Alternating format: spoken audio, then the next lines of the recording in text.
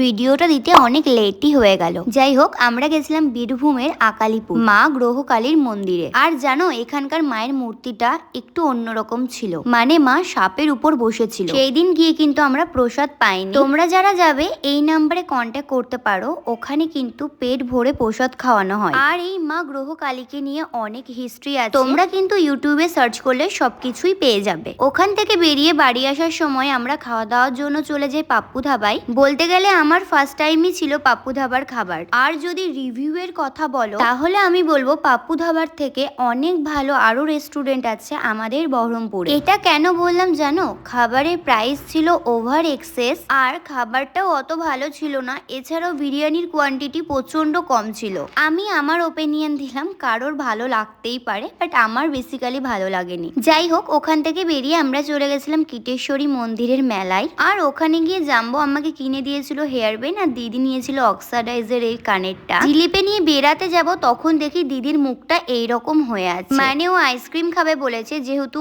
ওর ঠান্ডা লাগার ধাত, তো আমরা কেউ ওকে কিনে দিইনি আর খেতেও দিইনি, তাই জন্যই ওর একটু রাগ হয়েছিল। তারপরই আমরা ডাহাপাড়া হয়ে বাড়ি চলে আসি। তো চলো, টাটা।